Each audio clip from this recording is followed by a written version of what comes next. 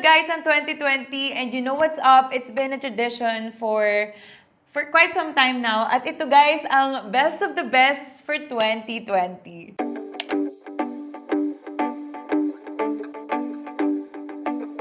Kung napanood nyo na guys yung 2018 at saka yung 2019, makikita nyo na ang dami talaga mapa like local to affordable brands to high-end brands.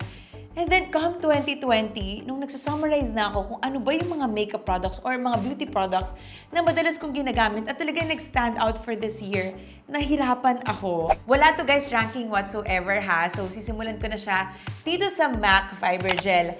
I call this the MAC Fiber Gel pero ang kompleto niyang pangalan ay MAC Eyebrows Big Boost Fiber Gel. So, in short, Fiber Gel.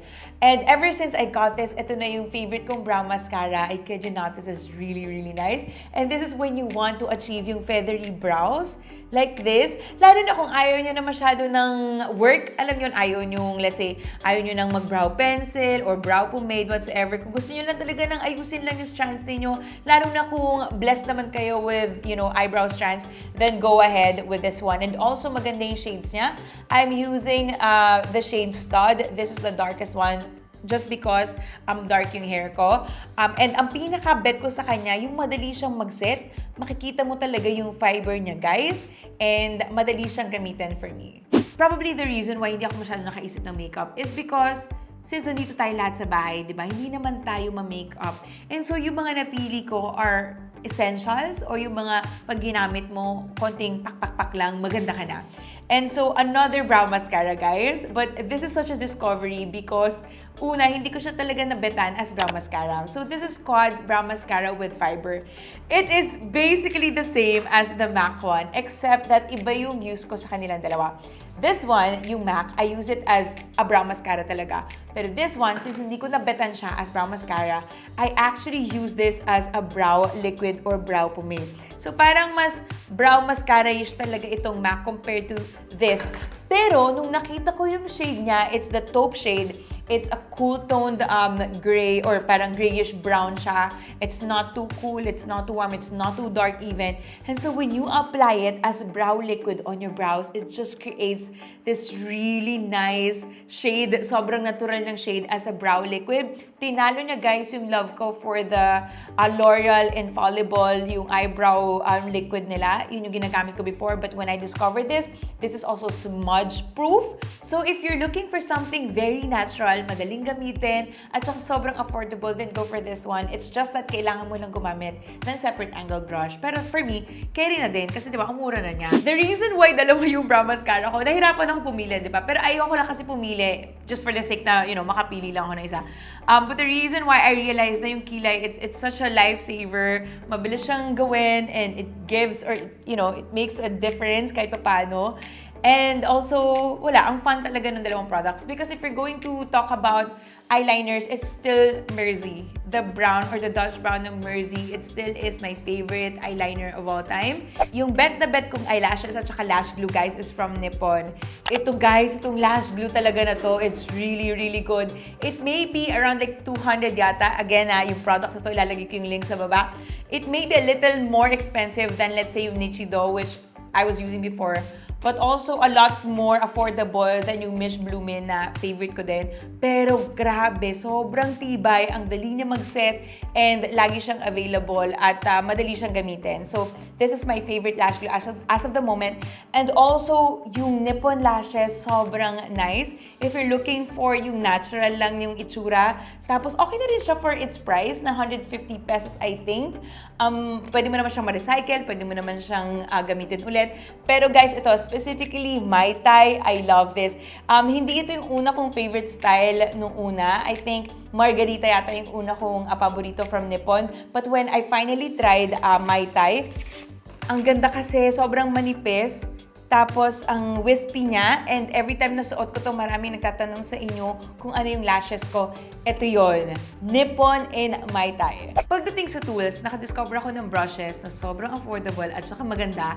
At ito yung Moonchild na brush set and also yung Perfect Diary brushes. So ito pahabol to kasi recently lang naman ako nakakuha ng PR nila. And when I finally tried it, parang, Oh my God, ang ganda ng brushes nila. Bakit ganon? And then, ito naman yung Moonchild. This one, probably I got around July or, tama ba? Yeah, probably like June or July. And ito kasi yung parang nag-trend na brushes. And so, I finally gave in. So, pinadala sa akin, nasubukan ko. At bumili din pala ako for my family when I finally got to try it. And I realized na for less than 500 pesos, you would get this personal set of brushes na maganda yung design, maganda yung quality, and it works. It just works, and para siyang, 3CE brushes, and super nice talaga niya. And then, Calm Perfect Diary brushes, ito naman, ultra softer yung bristles niya. Malambot yung bristles nito, but this one, it's just softer. And it amazes me because itong brushes na to, sobrang less expensive. Like, it's much more affordable than yung mga brushes ko na iniipon ko talaga or pinag-iinvestan ko. And then I realized, sa 2020, kailangan natin talaga gastusin yung pera natin in the most practical way. So kung makakatipid tayo sa mga tools, then why not, spend for these types of brushes instead of yung mga mamahaling brushes. Total naman, ngayong 2020, di ba, hindi naman tayo talagang lumalabas. So there's no necessity for excessive makeup and so there's no necessity for excessive tools. You know what I mean? Pero if you're looking for talagang magandang brushes, guys, ito talaga, grabe. Kung gusto niyo ng starter, ito. And kung gusto niyo namang mag-spend ng konti, pero konti lang naman, hindi naman siya like super mahal, then go for Perfect Diary brushes. I've mentioned this, guys, sa stories ko before, and you know what this is. And if you still don't know, then, guys, self-coding liquid foundation. This is my favorite liquid foundation, and surprisingly, mas nagustuhan ko siya over my high-end foundations, guys. I have my Charlotte Tilbury. I have the Hourglass one na binili ko pa sa States. Actually, yung Charlotte, yung Hourglass, mga binili ko pa sa States. Even yung Juvia's Place, lahat ng mga ganung medyo mamahalin na foundation, binili ko pa sa States. Pero bumabalik pa rin ako dito sa self-coating because this, for me, mas affordable na siya compared to, let's say, mga 2,000 peso foundation. This is less than 1,000 pesos. Kapag nagsisale siya sa shop ko, guys, it's around like 600 or 700. I kid you not, guys, bumibili ako ng sarili kong foundation, even sa sarili kong career shop because this is so good. This is so worth it. Madali pa siya, guys, mag-set. And one set, hindi siya agad-agad nabubura. So, subukan natin siya, guys, dito sa dalawang brown mascara na to. Pakita ko sa inyo kung gaano niya kayang i-cover yung dalawa. Grabe yung coverage niya. Tingnan nyo naman. Pero yung consistency niya, ang nipis. You wouldn't expect na makaka-cover siya ng ganun ka-dark na anything. So, if, for example, may mga dark spots kayo, hindi nyo na kailangan mag-concealer. Speaking of concealer naman, still my favorite is the L'Oreal Infallible one. Nasa affordable side pa rin siya because it just works. Ang ganda ng shade range niya. Bumili rin ako sa States noon. And meron siya dito, guys, sa Philippines. Don't you worry, affordable siya. Di ba, isipin natin pag Korean, maputi, ganyan. Pero itong brand na to yung naglabas ng mga darker shades. As in, meron silang mga tan, caramel, as in, talaga, pang morena talaga. And it's sobrang nice. Sobrang nice. So, yun, guys. And then, I think I am pretty much done sa makeup. Meron akong ihuli mamaya. Pero I'm now going sa skincare. And for my skincare, dalawa lang naman ang pumasok because I still use the same products. Ito, guys, yung M+. And for 2020, I mainly use M+. So, nakikita nyo talagang bawas na bawas. I mainly use M+ because nahirapan kaming isource or nahirapan kaming mag-restock ng Scintillant 24 na 50 ml. But don't you worry, guys, yung Scintillant 24 Madeca Derma Cream is still available in my shop. Pero 30 ml siya, guys. Hindi yung like 50 ml. But of course, it still works. And I'm very happy na nakapag-restock kami kahit 30 ml. But the M+, I discovered na okay din siya. If you're looking for an alternative sa Scintillant 24 Madeca Derma Cream, and also if you want a more moisturizing cream than Scintillant 24. For me, kasi like Scintillant 24, it's moisturizing, but it's also mainly for like healing. Yung talagang overall healing ng skin. If you're looking for a milder product na hindi talaga makakapagbigay ng purging effect sa inyo, if you're too scared of Scintillant 24 giving you that purge or the purging effect, then go for M+. And then, eto, guys, this one, binigyan ko yung friends ko and also frontliners. This is the iUnique Propolis Vitamin Sleeping Mask. And hindi guys, ako lang yung nagbigay ng feedback, but actually my friends, sinabi nila na grabe Rai, yung mask na yung propolis, sobra niyang lambot sa balat. And when I tried it, sobra nga niyang lambot, as in nakaka-baby siya ng skin. Hold on pakita ko sa inyo. Ito kasi, pag nilalagay mo siya, even at the back of your hand, mafe-feel mo yung lambot niya. Pero kailangan pag ginagamit mo to, hindi sobrang kapal kasi sleeping mask siya. So, iiwan mo siya. You will leave it on your face overnight. And kapag masyado siyang makapal, this may cause you breakouts or yung pagka-clog ng pores. So, kailangan light lang siya and then you apply it evenly on your face. You sleep on it and the next morning, mafe-feel mo na baby smooth yung iyong face.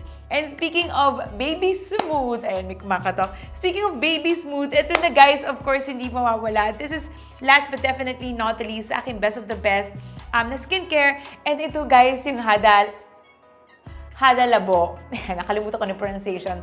Hadalabo. Religiously, itong taon ko lang siya nasubukan. Pero, I've also tried this briefly last year nung na-curious ako sa ganda ng reviews niya sa YesStyle, kaya napabili ako nito.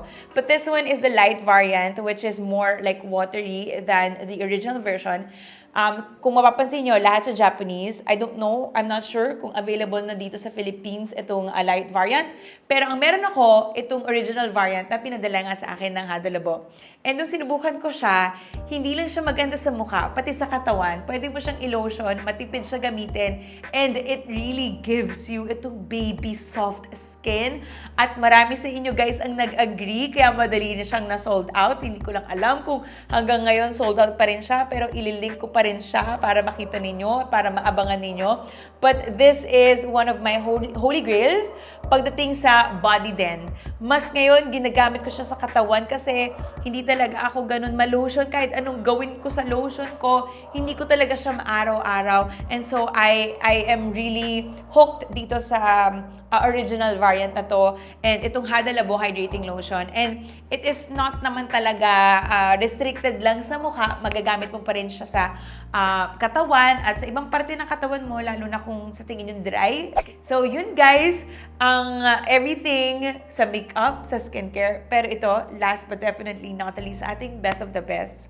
Of course, gusto ko rin i-take itong chance na to para pasalamatan ang lahat sa sumuporta ng project na ito, ng collaboration na ito. Because this year, kahit na ang daming nangyari, hanggang ngayon nangyari pa rin, di ba? May bagong strain ng virus. Kahit na ang daming ganap ngayong taon na hindi natin maintindihan, we still got to collaborate with Detail Cosmetics. And so this is my top 1 best of the best. Biased to, I know. Yes, I know. But in my heart, it's one of the best things that ever happened this year.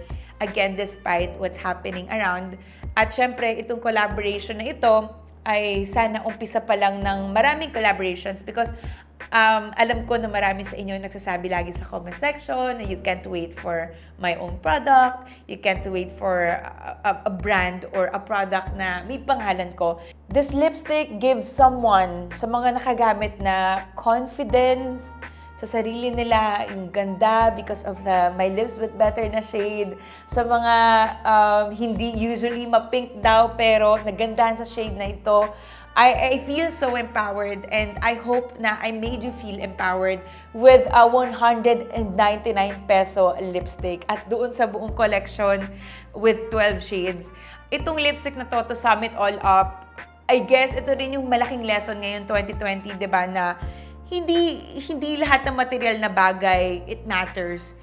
Pwedeng, let's say, 199 pesos lang siya, pero the joy and, you know, the satisfaction or the encouragement, the empowerment na ibinibigay nitong lipstick na ito sa marami sa atin, hindi lang guys sa inyo, syempre sa akin din, it's beyond any price, it's beyond kahit anong presyo pa.